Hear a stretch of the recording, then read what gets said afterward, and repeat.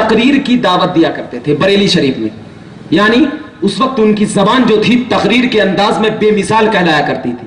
وہ مجدد اعظم جن کے علم کی چمک پوری دنیا جانتی ہے, وہ مجدد اعظم جن کے سینوں میں عشق رسول کا چراغ گڑا ہوا تھا, جب وہ مجدد اعظم کسی کو دعوت دے تو پتہ نہیں اس کا سینہ کتنا لبریز ہوتا.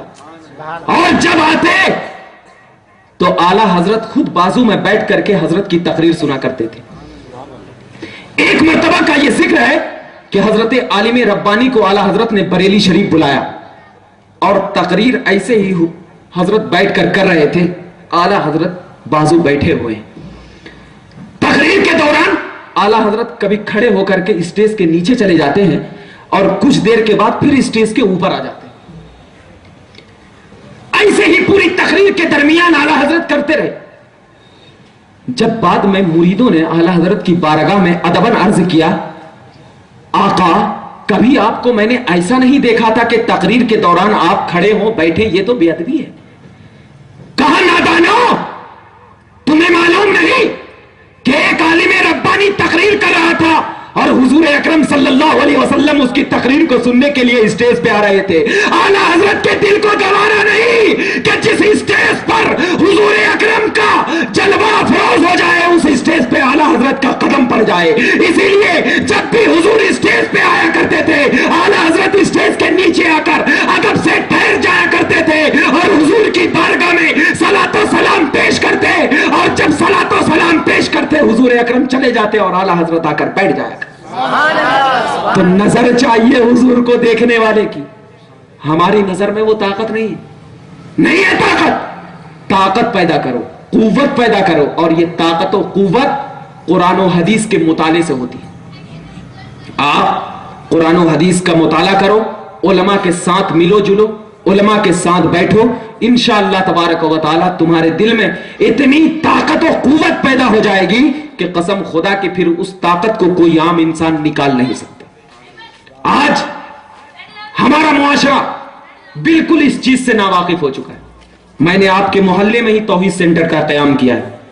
آپ لوگ ہمیشہ آ کر کے قلندر نگر نیچے ہی آ کر کے ہمیشہ سوال و جواب پوچھ سکتے ہیں, کوئی مسئلہ ہو آپ پوچھ سکتے ہیں. لیکن نہیں, اگر یہی کوئی ڈی جے کی محفل رہتی تو قسم خدا کی یہاں سے وہاں تک پورا گھر بھرا رہتا اور لوگ اس میں مست اور سرور ہو کر ایسا ناچتے کہ اس ناچتے کو بھی شیطان سلام کرتا, فرشتے نہیں. اب ذرا بتاؤ, میں نے ابھی اپنی آنکھوں سے دیکھا کہ کوئی مولانا تقریر کر رہے تھے اور ایک شخص موبائل گیم ویڈیو کھیل رہا تھا. بتا, نبی کی محفل ہے اور یہ آج کل کے یہودیوں کا نکالا ہوا موبائل تم کھیلو گے؟ کیونکہ نبی نے کہا کہ آخری زمانے میں ایسے لوگ آئیں گے کہ لوہا بات کرے گا. کیا بات کرے گا؟ لوہا. اب ذرا بتاؤ, موبائل تو لوہا ہی ہے نا. یہ نبی تو 1400 سال پہلے بیان کر دیے. یہ نبی کا علم غیب تھا کہ 1400 سال پہلے ہی بیٹھ کر کے آج ہمارے دلوں کے راز کو معلوم کر رہے تھے کہ اے لوگوں, پرہیز کرنا, دیکھنا کہ میری محفل میں کوئی ایسا شخص نہ آ جائے جس شخص کے ہاتھوں میں یہودیوں کی تلوار ہو.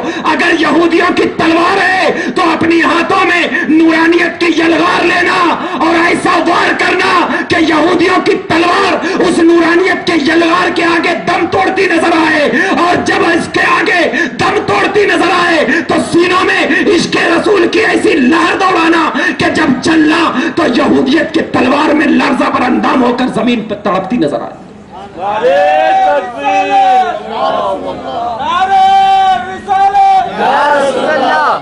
آج ہم اسی نبی کے ماننے والے ہیں, اس نبی کے چاہنے والے ہیں جس کی چاہت کو خدا نے کبھی نہیں ٹھکرایا, جس کی چاہت کو پروردگار عالم نے کہا اے نبی کچھ اور چاہتا ہے تو چاہ لے.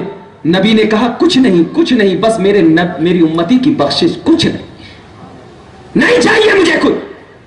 اگر نبی چاہتے تو پتھر کو سونا بنا سکتے تھے, نبی چاہتے تو پوری دنیا کو اپنے قدموں میں گرا سکتے تھے. لیکن دنیا کو نبی نے ترجیح نہیں دیا, بلکہ نبی نے صرف اور صرف ترجیح دیا تو ذات الہی کو ترجیح دیا.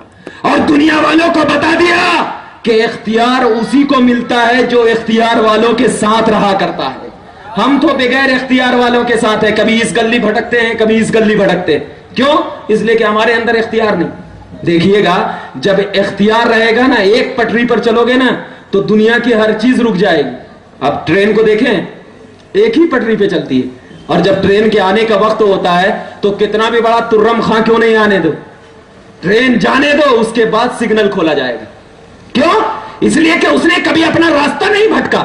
اور ہم لوگ کبھی اس گلی میں گھس جاتے ہیں, کبھی اس گلی میں گھستے ہیں, کبھی اس گلی میں. تو اللہ نے ہر چیز کو پیدا کر کے انسانوں کو بتایا ہے, انسان غور کر, تم ایک مقام پہ رہو گے تو دنیا تیرے لیے رکے گی. نبی ہمیشہ ایک ہی الفاظ پہ رہے کہ میں اللہ کا رسول ہوں. کبھی یہ نہیں کہا, کبھی نہیں کہا کہ میں یہ ہوں, وہ ہوں, ایسا ہوں, فلاں ہوں, ڈھیکا ہوں. نہیں کہا. کیا کہا؟ میں اللہ کا رسول ہوں. اور جو رسول مان لیا وہ تمام چیز کو مان لیا. جو رسول مان لیا وہ تمام چیز کو مان لیا. کیونکہ رسول کی رسالت میں اختیارات بھی ہوتا ہے, غیبیت بھی ہوتی ہے, علوم مصطفیٰ کا ظہور بھی ہوا کرتا ہے, اور اللہ کی وحدانیت کا نزول بھی ہوا کرتا ہے. لہذا اپنے سینوں میں اگر خدا کی وحدانیت کو لے کر کے چلنا چاہتے ہو تو اپنے سینوں میں رسول کی رسالت کو بھی لے کر چلو. اللہ تبارک و تعالی ضرور آپ کو کامیابی و کامرانی کے مرتبے میں دے گا انشاءاللہ تبارک و تعالی. اور ایک چیز اور وعدہ کرو کہ ہم لوگ صرف جلسہ تو منا لیتے ہیں لیکن جلسے کی حقیقت کو نہیں جانتے. آپ جلسہ منانا کامیابی کی دلیل نہیں ہوا ہے, جلسے کے بعد عمل کرنا کامیابی کی دلیل ہوتی. کیوں؟ اس لیے کہ آپ رات بھر جاگ جائیں گے. بہت سارے ایسے لوگ ہوں گے کہ فجر تک آرام سے سوئیں گے, فجر کی نماز نہیں پڑھے. تو یہ جلسہ منانا کوئی کامیابی کی دلیل نہیں.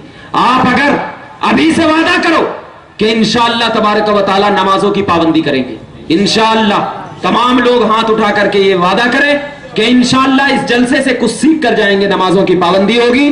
اور ایک یہ وعدہ ہے کہ اپنے بڑوں کی عزت اور ماں باپ کا ضرور ادب کریں گے انشاءاللہ, انشاءاللہ. اور یہی یہ جلسے کی تعلیم ہے, کیونکہ اگر نبی کی محبت اور نبی کی چاہت, نبی کی الفت اور نبی کی نورانیت کو اپنے سینوں میں ہمیشہ ہمیشہ جلنا رہنا چاہتے ہو تو ان چیزوں پر عمل کرو. انشاءاللہ تبارک و تعالی اس سے بہت زیادہ فائدہ ہوگا.